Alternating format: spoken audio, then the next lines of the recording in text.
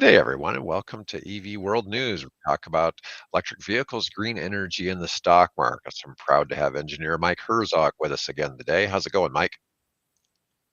Awesome, David. How you doing? I'm doing pretty good, doing pretty good. I got some interesting articles today. They may not be big on the engineering side, but I think they're, you know, r- some big news, if nothing else. And one of the things that I want to talk about to start with is Tesla and Toyota. And so Toyota has agreed on their upcoming electric vehicles. They're going to switch to the NACS charging standard from 2025, giving them access to 12,000 superchargers here in the United States. One nice thing is the Tesla superchargers tend not to fail quite so often as the 20 other other providers of charging stations in the United States. And so that's a real big it's a boost for potential EV customers. Toyota perhaps hedged a little bit on whether the NACS will be on all of its clean fuel cars, saying that certain models under its umbrella will allow for the technology. But I feel that's a pretty big win for Tesla, and I think it's a win for Toyota too. You've heard me talk about this before. Mhm. You've got a Tesla as your first experience, or you're getting the experience kind of thing. And Yep. this is a good thing with them. What's interesting is Toyota is real big on the plug-in hybrid model versus the all electric. Mhm. They're not as completely sold on all electric yet. And this gets to be kind of interesting because they are definitely putting more emphasis on, on plugins. And then their theory is that they can use 1/10 the amount of batteries in the plug-in hybrids than they would on a full EV, and so they can make 10 more 10 vehicles Yeah. instead of just one. It's an interesting look on things as to how, they may be able to do that. Um, For sure. There's a couple of things there. One, you said it wasn't going to be engineering heavy, but standards. Standards are the first step to everything in standardizing what we do. And there's the easy visual of it. Well, what if different gas stations had different size gas nozzles? When you went to plug it into your car, and sure, here's an adapter, here's a funnel. Go stick it in there and just pour it in. And some cases, that's effectively what we have. Between the two of these, but starting to move towards a standardization where you take away some of that anxiety, you take away some of that trepidation, you take away, hey, if I pull in here, do I have the right adapter? Do I have the right end on this plug and whatever it looks like? And it's just another car manufacturer moving towards that NACS standard, which is great. That's what we want to see. well, you look at it even on gas vehicles. You go to some gas stations and they have three different pump handles, and they might Yeah. have six different flavors of fuel. You've got diesel, Mhm. E85, you got regular, standard, premium, no ethanol. All of these different things. You're like, oh, which one does my car take? Yeah. And in reality, if you're driving a gas-powered car, you don't want to be constantly changing it around. E85 was a an accident. I swear it was to support the corn industry is all I can Oh, figure because I believe you get that. Yeah. you get a third less mileage and power, and you only get about a 10 to 15% savings on the fuel. If it costs Savings in half, cost. Yeah. and that's another Yeah. area. If on E85, if the government had cut all the taxes in half or something to make it more economical, maybe Mhm. that would have been something that was Would viable. change There a was lot. never any Yeah. real incentives. The market tried to do that and it never really could. You see all those flex fuel vehicles, and I'm like, well, that's great. You got a flex fuel. I hope you don't accidentally put E85 in it. You know, Yeah, I hope you don't. and Yeah. The other one on there of Toyota's approach to this, I can't disagree with it. It's just everything still seems to be so slow rolling, but that goes back to how often do you drive your car every day? No, if you're a heavy commuter and what that looks like, even a heavy commuter, if you have a battery that can get you 30 miles every day, um, you're not dipping into that gas tank. It's out there, and once again, it just helps with the barriers to adoption that we're seeing with electric vehicles, where there is that anxiety, range anxiety. And what does it look like? How do I do that? And I don't want to take away, my ability to fill up at a gas station. What if EVs don't stick around? And for whatever reason, this fizzles out and goes away. Now I'm stuck with this car for the next 10 years that it's going to get harder and harder to charge it and what it looks like. No, I don't think that's the trajectory we're on, but No, fear, right? It, people from doing it. So it's Toyota's taking the approach of let's lower the barriers to adoption, ease people into it a little bit rather than jumping into the deep end. So I hope to see that play I out think for for him. most people, going from a Big good gas to a vehicle. yeah, I think the concept of going from all gas to a plug-in hybrid is a leap that most people can envision. For a lot of them, Mm-hmm. it's a scary jump into the all electric. And, a lot of it also depends on, do you have two cars in your family or more? If you do, then having at least one that's all electric makes a lot of sense.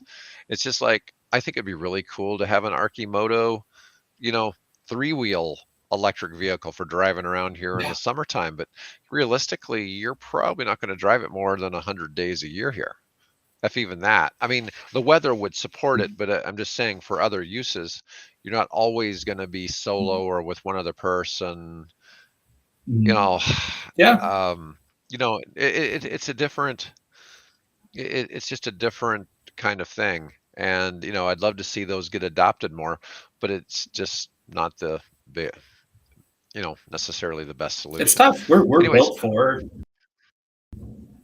gas vehicles. Yeah. Five to seven seat gas vehicles. That's what we're built for. so this next article I got is from Jalopnik, and this is kind of interesting because they're saying Volkswagen cuts workers as brand deemed no longer competitive. With EV battery prices dropping, Subaru factory wages are on the rise. Let's see. Things aren't too hot at Volkswagen. They're having a $11 billion savings program, which will include staff reductions. The German car makers in the midst of negotiations with the Works Council over a cost-cutting scheme at VW, the first step in a group-wide drive to boost efficiency and the transition to electric cars. With many of our pre-existing structures, processes, and high costs, we are no longer competitive as the Volkswagen brand. And I think a lot of this is the rise of China in the car manufacturing business. China is ahead of everybody but Tesla in making electric cars. And it's interesting to see how a lot of that is playing out. The downsizing is being handled humanely with partial or early retirement covering the sum total of the layoffs. That's a pretty cool safety net. So they're not really just laying people off. Mhm. Your next EV's Yeah, battery. and I was reading the article and saw that one pop up, and that's one of those. It's a catchy headline, and provocative headline, but then you read that detailing. Okay, they're changing their workforce around, and early retirements or pushing people into retirement, and what that looks like. So, it's I think there's a lot to be said about that, and the point you just brought up of electric vehicles from China penetrating Europe. Where in the stateside, we see Volkswagens pretty regularly, but gosh, in Europe, they're ubiquitous. They're all over the place. It's a big one. So them getting hit in that market, especially, has got to be hurting them. No, there's no Which this is question. been said. Yeah, no question. According to Bloomberg, annual lithium ion battery price survey, the battery packs fell to $139 per kilowatt hour from 161, a 14% drop. That's a pretty big savings. That's almost a sixth, Yeah. and that's a big change. Cheap EVs haven't succeeded in the US the way they have abroad, but maybe that's because they haven't been cheap enough. Knock 10 grand off the leaf, and people will be lining up for it, I'm sure of it. Let me see. Subaru raises wages after the UAW strike. That's kind of interesting. Well, they weren't affected by the strike, but they raised wages so No. they don't get hit with it too. Yeah, that's preemptive. Like, uh-oh. So they're saying the UAW, in theory, brought wage increases to GM, Ford, Stellantis, Honda, Toyota, and Subaru. And Tesla talked about they raised wages at a lot of their plants. But I mean, with the way worldwide inflation has been, you have to raise wages. I mean, and Yeah. a lot of times that's the reason why inflation occurs is because wages go up, there's more money dumped into the market, and so then it Mhm. raises the price of goods because there's more demand for Mhm. goods and services. And so that's a lot of the way things work. And this is one of the things when they start talking about, well, let's force everybody to raise wages. Well, that's great, but then what happens is the cost of goods and services What go up happened? Mhm. with it. It may be that some people, now if only certain people raise their wages, maybe it doesn't affect other sectors, you know. And so that's kind of Mhm. makes for, some kind of interesting stuff. Here's an article that I told you I'm going to roll my eyes at. This is from Electric. Auto emissions could have dropped by 30%, but SUVs ruined it for everyone. So they're blaming the fact that emissions haven't gone down more because people have switched to SUVs. And I guess it depends on what you define as an SUV, because I've been in some pretty damn small SUVs. There's some out there. I didn't realize they made SUVs as small as they are. I mean, could you call a smart car an SUV? I mean, it kind of stands up tall, right? I mean, it's the rolling Yeah, egg. yeah. Um, so it's just a different shape. SUVs represent 51% of the new car market. The average light duty vehicle weight has bulked up to an all-time high of more than 1.5 tons. The size of SUVs is growing with a footprint averaging around 4.2 square meters, about 45 square feet. Plus, automakers make a huge profit from SUVs, which are sold at premium prices but have a proportionally lower manufacturing cost, so they are eager to market them to consumers.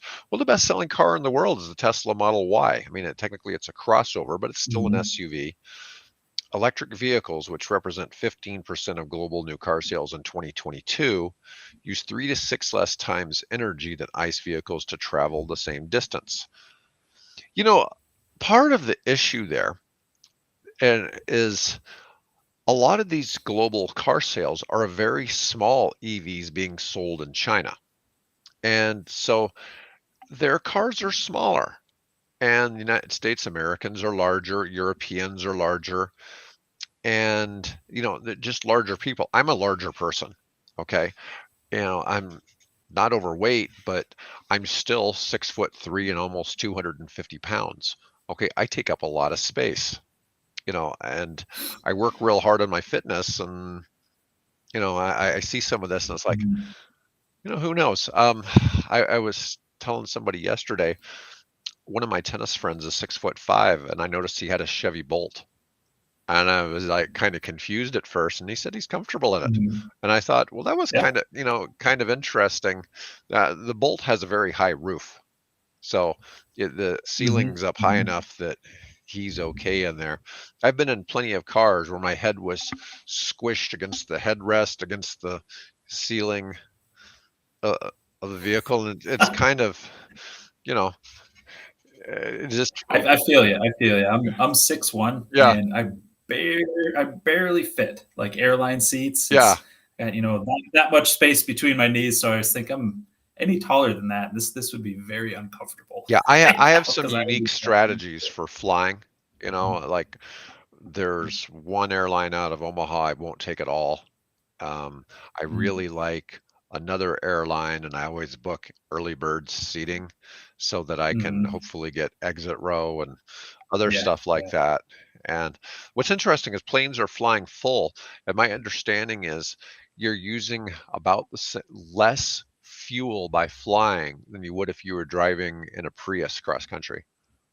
Really? Like if you proportion it out Yeah, per person per on them. person on the plane. Interesting. Yeah, Yeah. it's very interesting to see how some of that Mhm. is because once you get to a certain altitude and you're in glide mode, the plane is just Mhm. sipping fuel.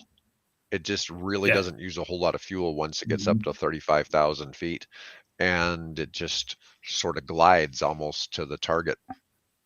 Um, That's awesome. yeah, most of Talking about SUVs though, and the size, it is. I mean, just anecdotally, we were talking about Toyota earlier. the, You talk about kind of their mid to larger size SUV like the Highlander, and right. they're smaller, small to mid size, the Rav4, and over the past decade, I mean, a RAV4 is the size of what a Highlander was 10 years ago. Oh, And really? now the Highlander, they're even coming out with the new model. Anecdotally, they seem bigger to me at least. And now they're coming out with an even new model, the Grand Highlander, which is even Oh, bigger, and what it looks like and everything. And I'm not knocking it. I love the convenience, right? I have 3 kids and a dog. hmm, A larger SUV and having that space and sticking the luggage and everything like that, it makes sense. Now, on the same hand, I think, 5-10 years ago, maybe 2015 ish, gas mileage was pretty rough on a right, lot of those vehicles. But on the same hand, the new Toyota SUVs, they're all hybrid. right. Um, the minivan, their Sienna minivan gets 36 miles to the gallon, highway and city. Like Big that's improvements. fantastic. Yeah, it's huge Yeah. improvements that we've seen in that realm. You also don't want your kids so close together they're throwing elbows. Yeah. As long as you're out of elbow range, I think that's kind of the key. Yeah, I think that's a good one. Even if Yeah. they're not intentional elbows. Yeah, you don't want the kids in the back seat feeling like they're in an airplane. Hmm. Yeah, no. But growing vehicle size is a huge problem, which is threatening many aspects of sustainable mobility. Well, I mean, you think about this even in terms of there's a new Cadillac Escalade that's an EV coming out next year, Yep. and it has a 750, no, has a 500-mile range, 750 horsepower. Can you imagine how big the batteries must be in that damn thing? Oh, that thing's a tank. Yeah, It's I mean, got. I mean, that's got it's to weigh got a to be couple of tons, right? it's gonna. I bet it's gonna be 7, 8 thousand pounds. Yeah. Yeah, easy, easy. Even a Tesla Model X is about 5,800 pounds, I think. Maybe it's six Hmm. thousand pounds. They're pretty heavy. They're heavier than you would imagine, and the batteries add a lot. I don't know if you've ever seen the stuff where they've tried to roll them over. No matter how you make Mm-mm. them roll over, if it rolls over on the side, it'll roll right back onto its 4 wheels. They're kind of like a Weeble.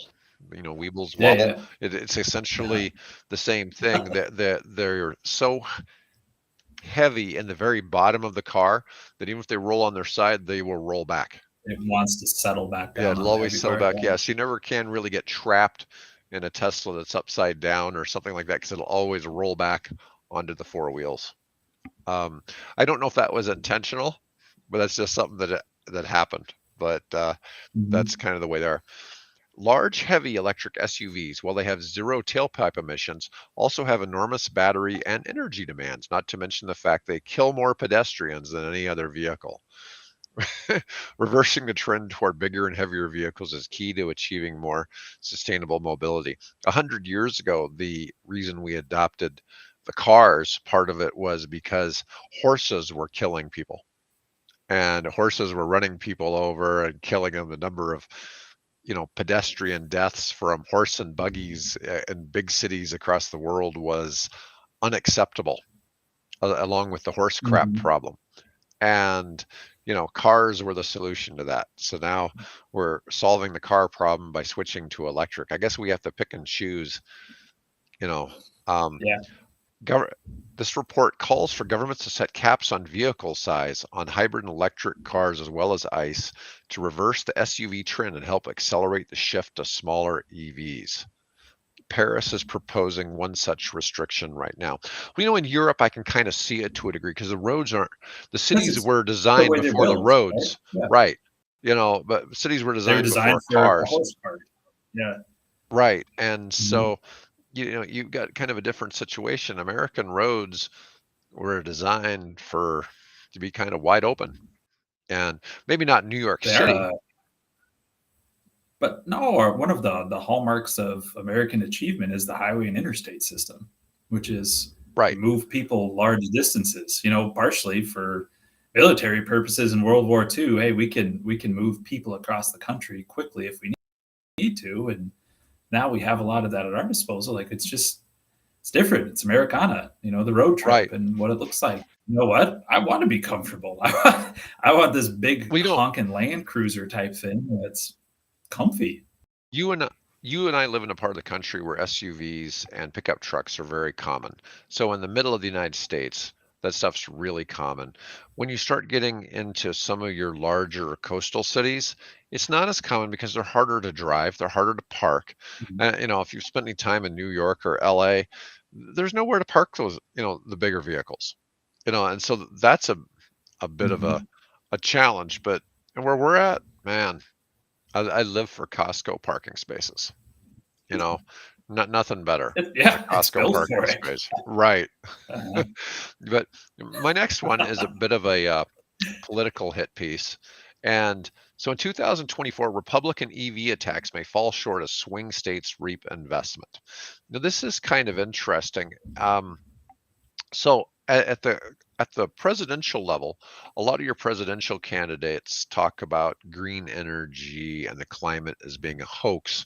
But at the state level, your state governors have all embrace the Inflation Reduction Act, and they've brought in tens of thousands of jobs into Republican-led states that are benefiting from the green energy jobs. And and almost no Democrat-led states have benefited from this. And it's really quite a reversal in how that is. But a lot of it has to do with the fact that the Republican-led states have different worker rights laws, and they're probably more Mhm. benefiting the employers and trying to make sure the employers can stay in business so that they can keep employing people.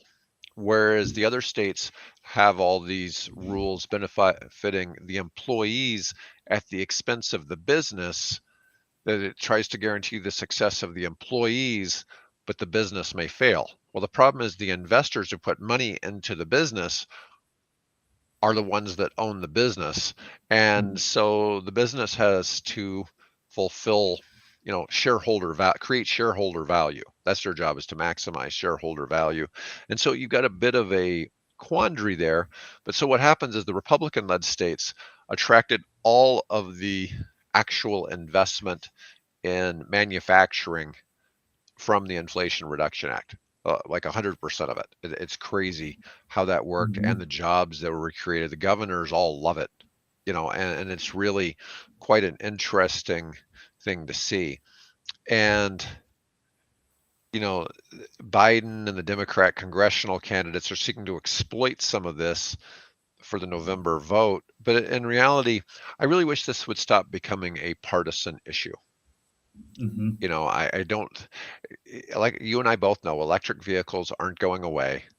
And people just need to realize it's going that way, and then in some way people need to embrace how they're going to handle it. you know eh, I'm not saying that one side or the other is handling it, but they're very kind of extreme, and you and I both know that reasonable people are somewhere in the middle. Doesn't necessarily mean it's right Yeah. down the middle, but there's some reasonable flexibility from a reasonable person. And the majority of American voters want something that's reasonable and good for the country, not necessarily, Yep.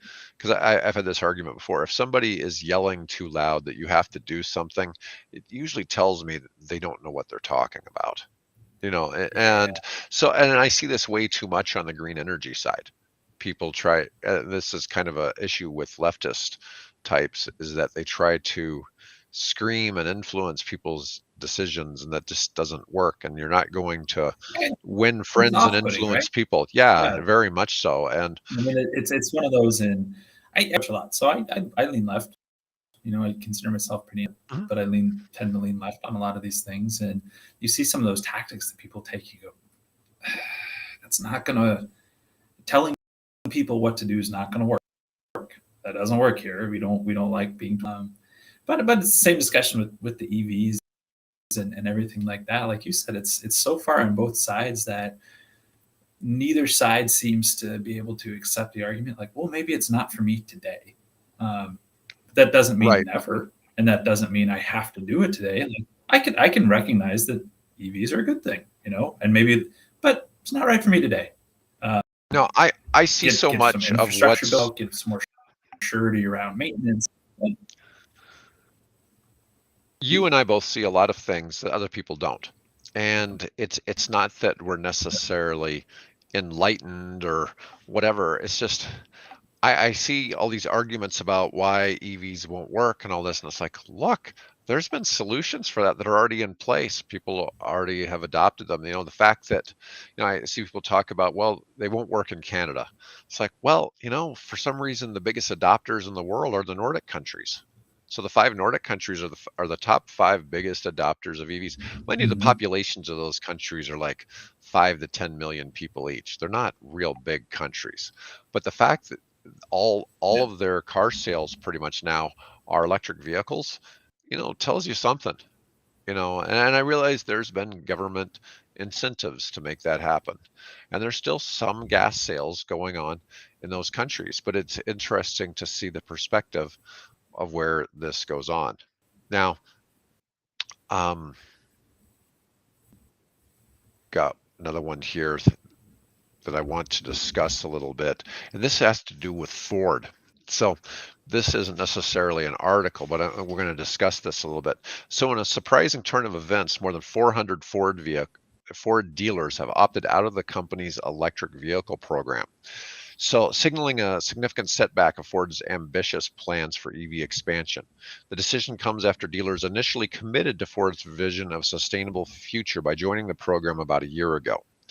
Last December, CEO Jim Farley announced that 1,900 dealers had enthusiastically joined the program, with the majority opting for the higher tier certified elite category. However, recent developments revealed that 400 dealers have now withdrawn from the program, raising questions about the viability of Ford's transition to an electric car future.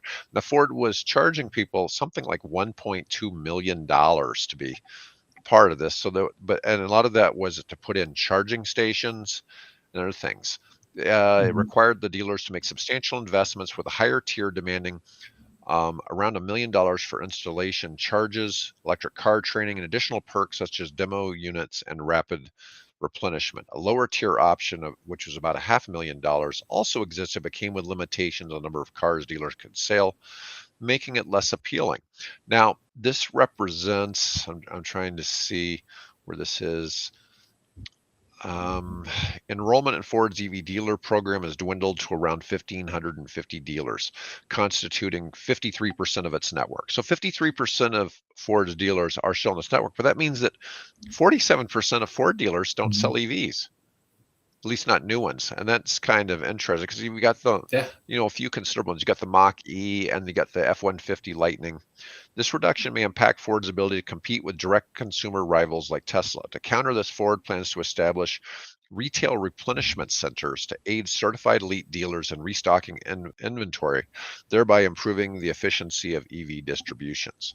The challenges faced by Ford's EV program coincide with significant delays in the company's overall EV plans, involving a postponement of approximately $12 billion in EV spending.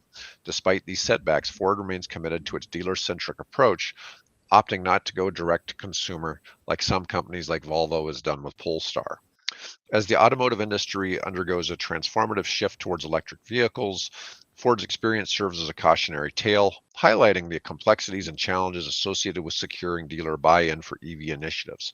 The coming months will reveal whether more dealers will follow suit or if Ford can navigate these hurdles to realize its vision for a more electric future. It's interesting to see this because I hear, people blame the dealers. I hear the dealers blaming Ford, and you just really don't know what necessarily to suspect of what kind of goes Mhm. on there. I'm not Well, and there's sure. one line that really stands out in there. It's oh, sorry, Dave. No, I go think I ahead. might have a delay on my end. No, I was going to say it's. I think the line that stands out to me in there is it's just delays in EVs being rolled out, and if you're a dealer and it's a bottom line, so we'll pay $1 million for a hamburger next Tuesday. Like Right. no, I have day to day expenses. I need to clean these things up and what it looks like. You know, it's no, I can't fork out that dough today because I'm not going to see benefit from it for years. Well, what's crazy is you figure we're near the end of 2023. In 15 years, probably 90% of car sales at Ford dealers are probably going to be electric. Okay. It may take that long. It may take longer than that. It might take 20 years. But eventually that's going to come. Mhm. And who knows where that's going to end up. I've seen Ford try some things with hybrids over the years. I remember there used to be a Ford Fusion hybrid as a sedan, Mhm. and there's been a couple of others.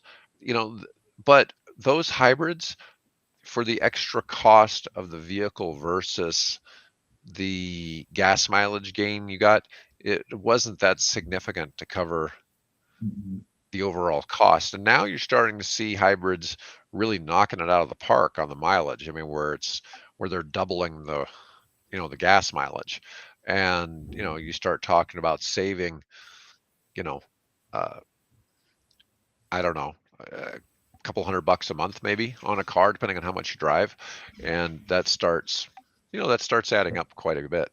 But anyways, I think we've had a pretty good show today, Mike. I appreciate the discussion.